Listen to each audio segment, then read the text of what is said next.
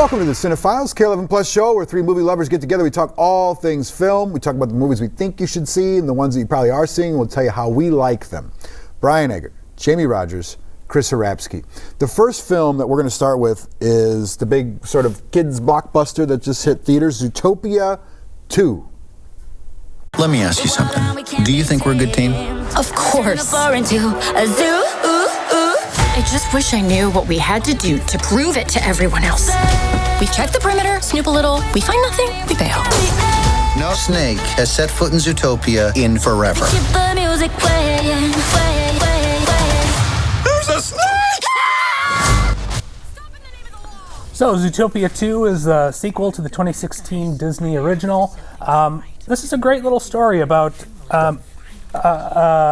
prejudice and it's a buddy cop story with Judy Hopps, voiced by Jennifer Goodwin, and Nick Wilde, voiced by Jason Bateman.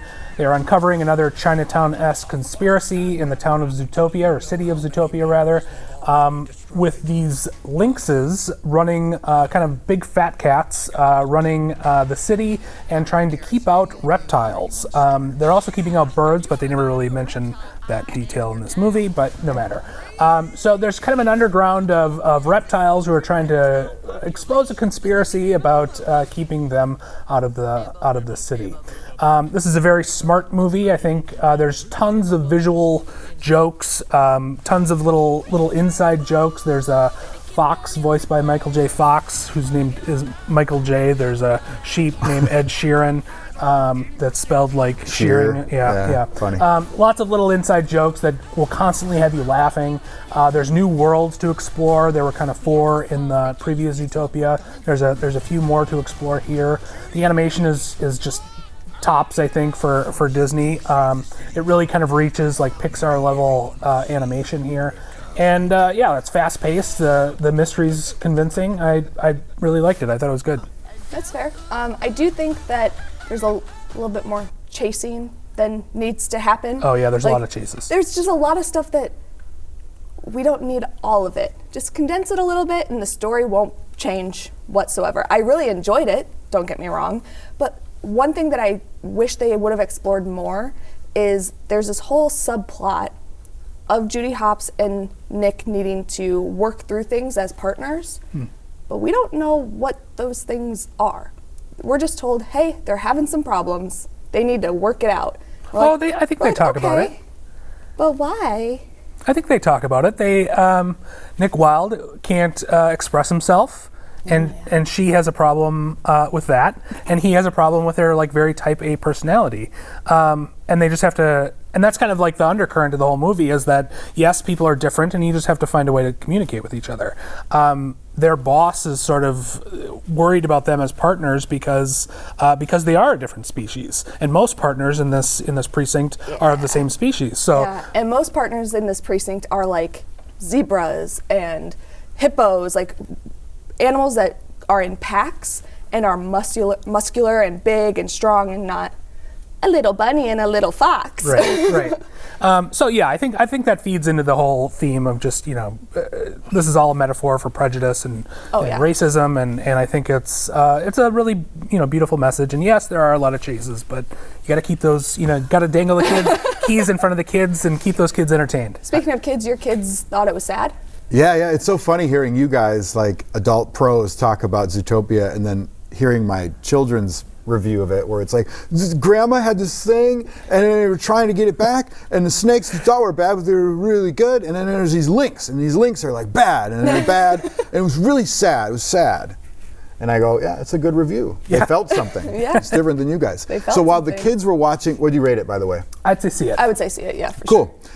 While the kids were watching Zootopia, I snuck over to see Hamnet, which we're going to talk about. I can't wait. Now. Is it true you know everything about a person by touching them here? Not everything.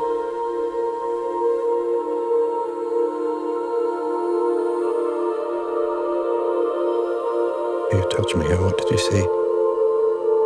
I saw a landscape. Saw a landscape? Spaces. Caves. Tunnels and oceans. discovered countries. All right, so this is Hamnet. It is a historical fiction drama directed by Chloe Zhao, who is probably best known for directing Nomadland or Eternals if you're a Marvel's fan, but we're going to forget that she did that because we're going to forget about that movie.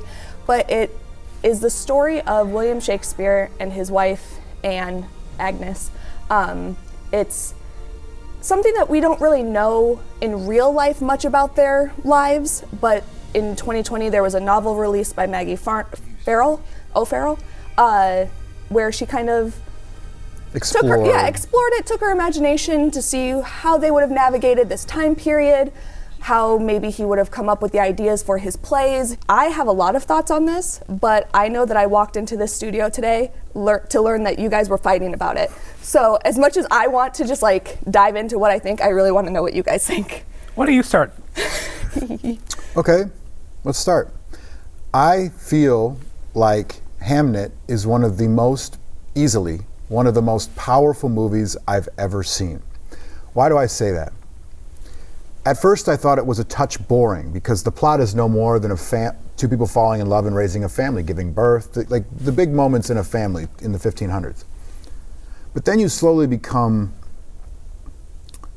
a gravity takes you into these characters. I start to care vividly about them. Paul Mescal's acting when he's drunk, trying to get his writings out on a paper, and you don't even know that he's Shakespeare yet. I mean, you have an idea because you know what the film's about, and he's trying to convey that he can't live here. He can't stay in this house with this family. He has to do more. He has to journey out and get his magic out somewhere. He has to go on his own adventure. All the while, he has children, and one of which, this is not a spoiler, you'll know this, one of which dies. And he's gone, following his dreams, while his child is suffering, sacrificing, and dying. What would bring William Shakespeare, perhaps the best writer in the history of humanity, to write so deeply to the point where anyone who reads this stuff can feel where they're coming from? And this is a fair realization, I think, of what may have led up to these impeccable feelings that he had and why he had to get them down. He was a genius. I don't cry in films, all right? It's just, I don't. I cried 3 times in one scene for 3 different reasons. Nice. Think about this. And maybe it's partly because I'm a father, and like, so and that's what I wrote down. The majesty of birth, right? And what happens and the miracle of that. The sorrow, grief, and horror of a sudden death. And then the rebirth of life coming back into a soulless body. I was trying not to bawl. That's fair. I think Jessie Buckley is I don't know, who's a better actor than Jessie Buckley? Who's better? Like, who could, I thought it was so, and then to think of these feelings of how do you manage grief? At what point do you release it? When does it become understandable? And at the very end of this film, when the majesty of Hamlet, this masterful play, is being performed for you, you're also looking right into Buckley's eyes, and she's trying to understand why her husband left her, why her son died, why Shakespeare was so distant during that time and what he was doing. And her grief is released in the climax of this film. Cry again, because why not? I was so moved. This is one of the best films I think I've ever seen. I thought it was boring at first, but if the idea of art is to make you feel things, to make you ponder the unimaginable, to make you relate the human experience at its highest and lowest, this film is a masterpiece that made me feel in ways no other film I've ever watched has. Beautiful. So I think you maybe disagree with Chris, so I'm just gonna jump in just real quick. Yeah, of course. I think that the portrayal of Agnes or Anne in this movie is refreshing because when we think historically about Shakespeare and his wife and his family, she's kind of portrayed as like this older woman who pursued him and locked him in, and it's not really a flattering portrait of her. And this actually explores her as a human. It explores humanity. It explores fate and grief and the life after a plague and life after a death, which is something that I think we all can relate to, especially after the COVID pandemic. And I think that maybe makes it hit harder for some people. What I wrote down was that I thought if Chris had seen this movie, it was going to hit him harder than the rest of us because you are a father and we're not. Like, yes, we have pets and family and loved ones and friends and whatever, and maybe we've experienced loss in those aspects, but because you're a parent, I thought it was going to hit you way different than anybody else. I'm not sure. Maybe. But you can still empathize of what that's for like, sure. so I don't know. What's your take now? I know that you liked it, but no, you didn't like it. I didn't like it. So everything you said about it on paper sounds great, and I am open to a story about that. My issues with it are how it's directed and how it's shot. It's shot in a so Chloe Zhao studied under Terrence Malick. Terrence Malick made Thin Red Line, Badlands, and she really copies his aesthetic, like to the letter. In what way? Lots of roving camera work, lots of midnight hour, or excuse me, golden hour shots. Yes, a lot of them. A lot of them. A lot of kind of spiritualism that's connected to nature, and a lot of symbolism in that as well. And it just feels like she's aping his style on a surface level.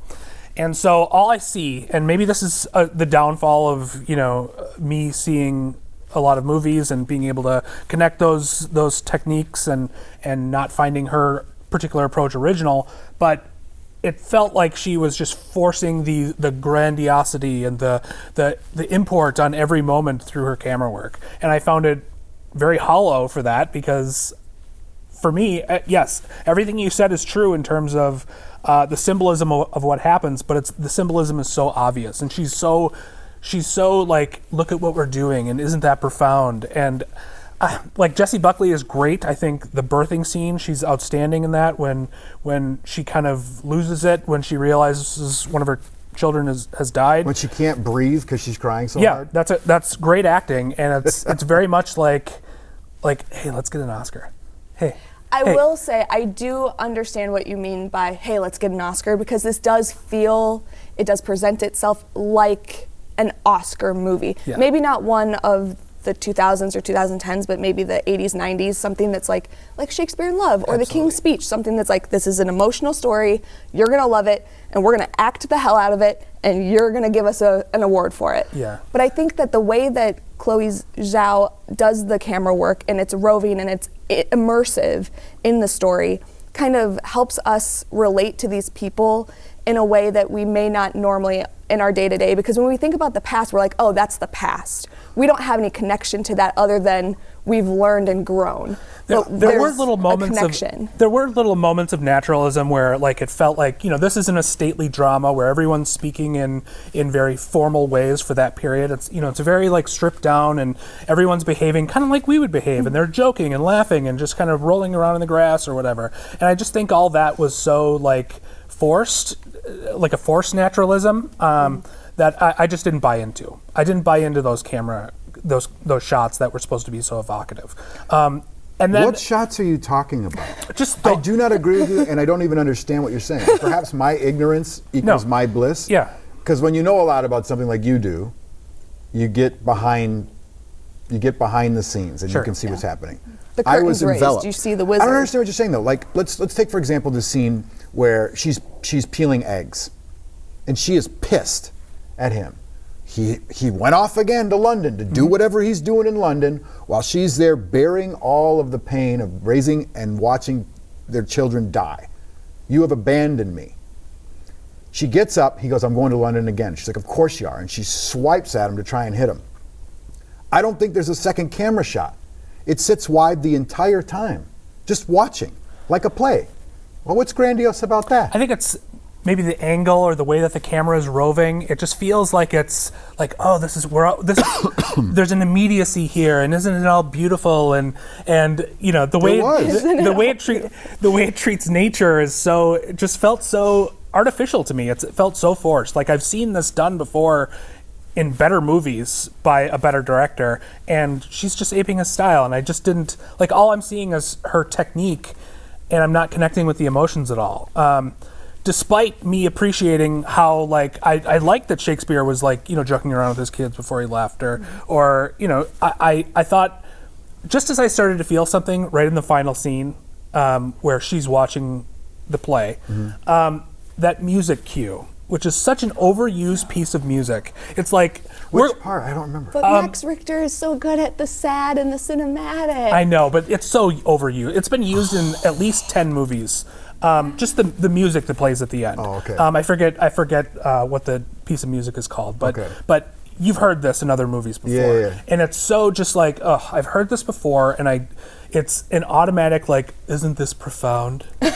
And I just don't like. I didn't find it profound. Don't you It's like, care about this? Right. It's I don't know. I just you feeling like something? nothing landed with me, and I feel like if I read and I haven't read the book, admittedly, if I read the book, I feel like the story would work for me. But just the way that it's handled, even the script, I would say, is like a solid, great script that is just so over-directed for me that it fell flat. I will say just really quickly, for anyone who hasn't read the book, I also haven't, but I've got it on hold for the last like 17,000 months on Libby.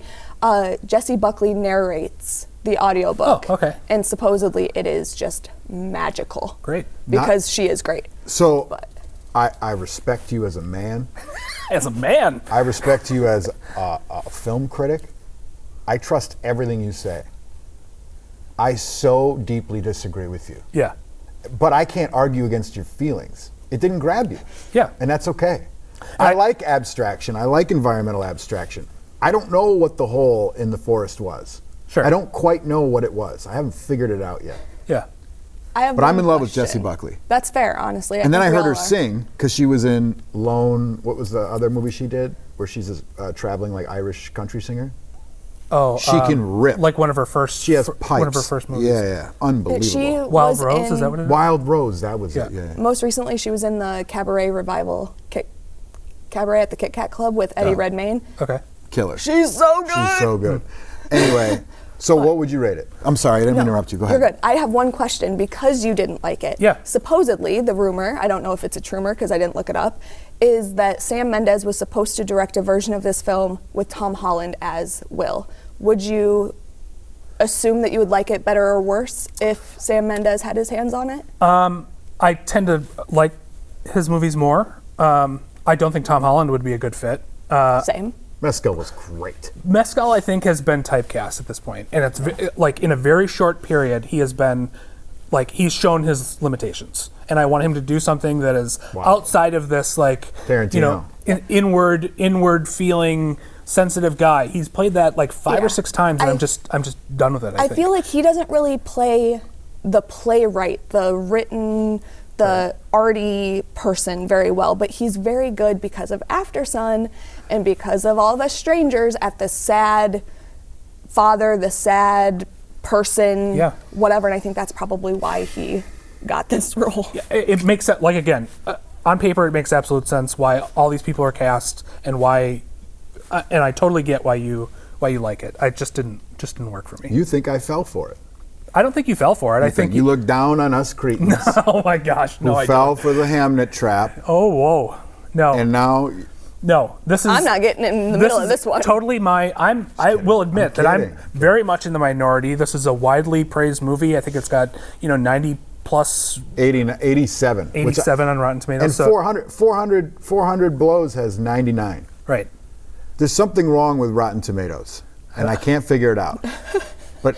But I know what it does is. anything Some mean? people just don't like Yeah, it. some people just don't like the movie. Yeah, it's Some people like Demolition Man, you Right. know? What are you going to do? Comes down to this. What do you rate it? Because you know what I rate it. I say don't miss it. I'd say C. I'd say try it. Oh. Try it. Huh. Jeez. Huh. Do I Okay, need to that's fair. separate you two and like No, sit we're in the middle passionate. today? It's a good thing. We're passionate. He said, let's go to break. It's over. We'll cut this short a little bit, Dan. Coming up next, more movies. Yeehaw. That's literally what I put in the prompter.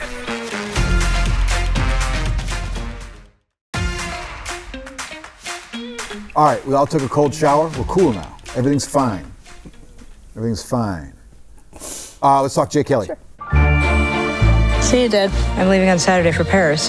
This is your last summer. It'll be so lonely here without you. No, it won't. You're never alone. Really? I think I'm always alone. Thanks, Evan. You are.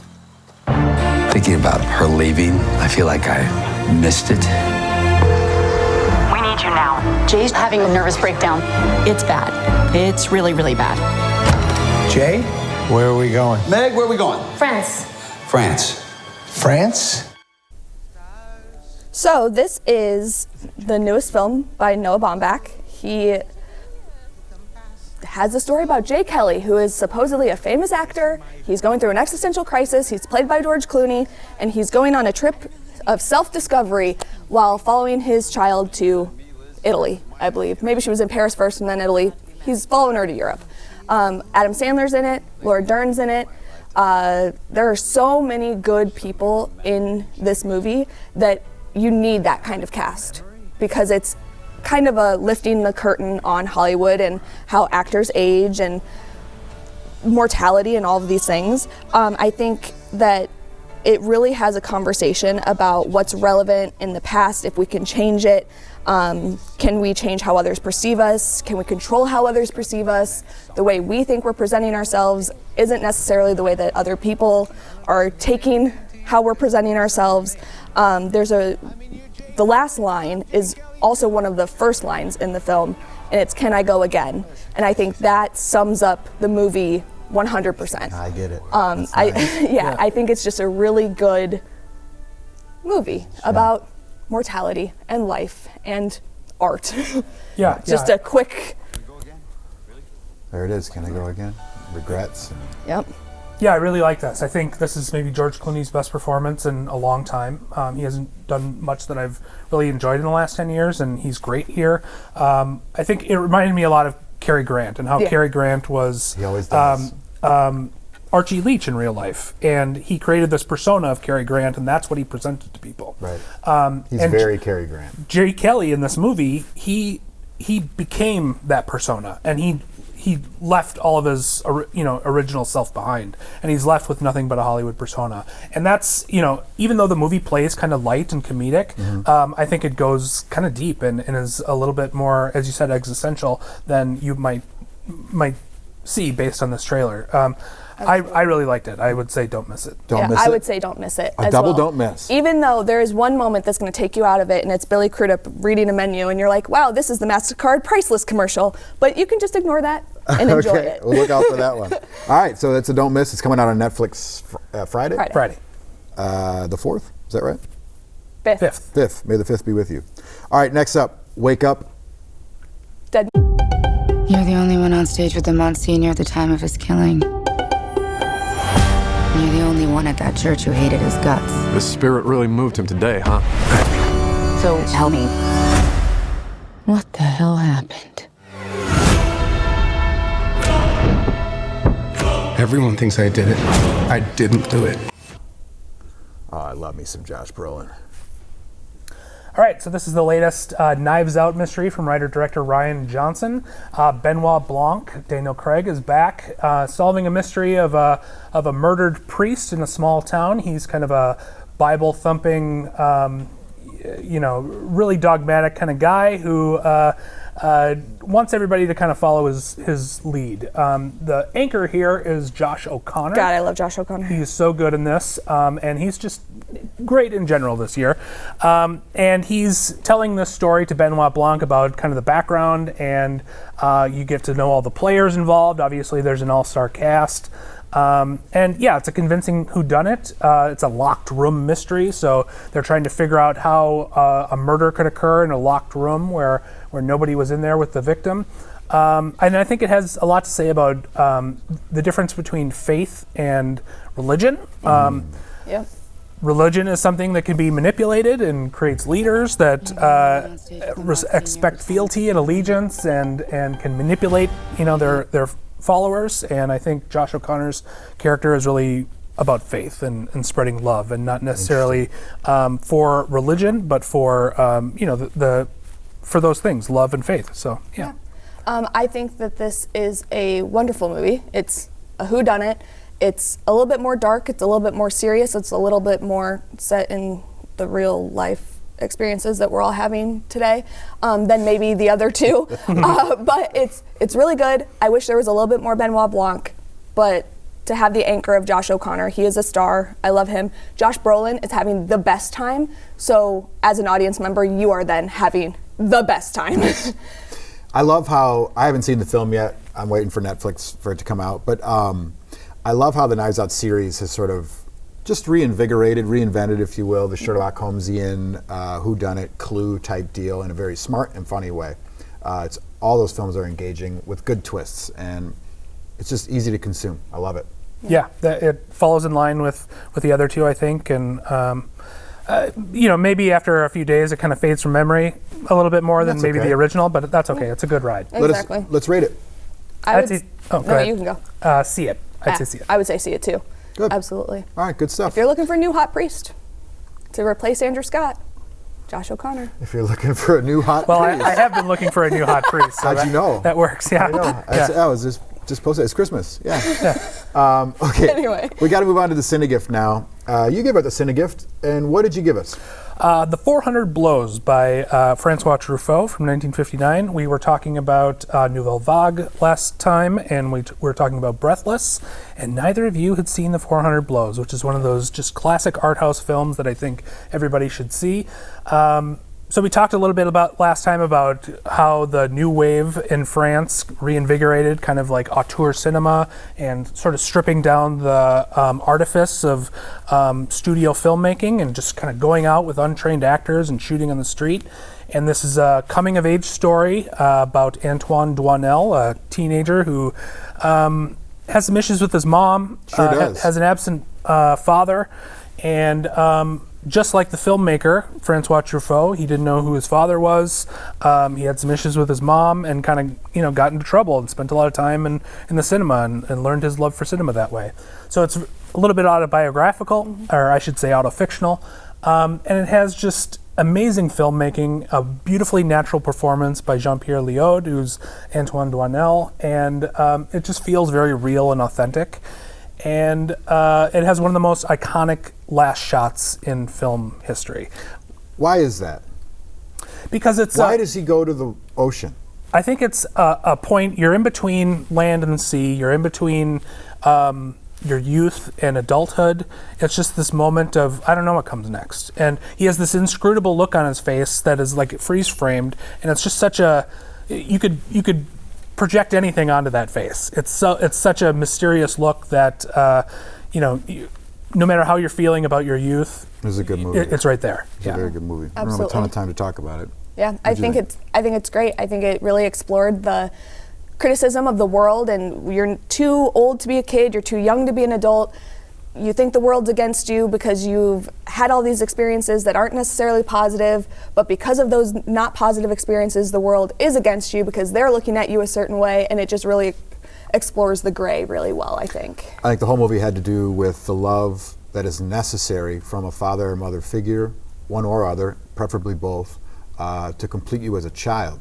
And everything else falls off after that. You lie because no one believes your truths. You steal because why not? You're seeking love in some way, shape, or form, and the kid did not have that, and it was very apparent. Great movie. My favorite shot was when he was in the cage in the jail, and the camera shuttered over to move to see him perfectly laying on the floor in focus with the cage in the foreground, and it was a perfect analogy to where he was in life at that point internally. Yeah. So if you haven't seen this, check it out on HBO Max or the Criterion Channel. Next Cinegift. I did not come up with the Cinegift. Somebody who watches the show told me to tell you guys to watch it. That's fun. And I'm sure you've already seen it, but it is the 2009 movie Brothers, starring Jake Gyllenhaal and Tony Maguire. Deep Focus Review, Carol Levin, Instagram, Letterboxd, all of us, Brian, Jamie, Chris. Thanks, Jamie. You're welcome. Somebody's got to do it. And that is a wrap. And can we do it again? How about another take?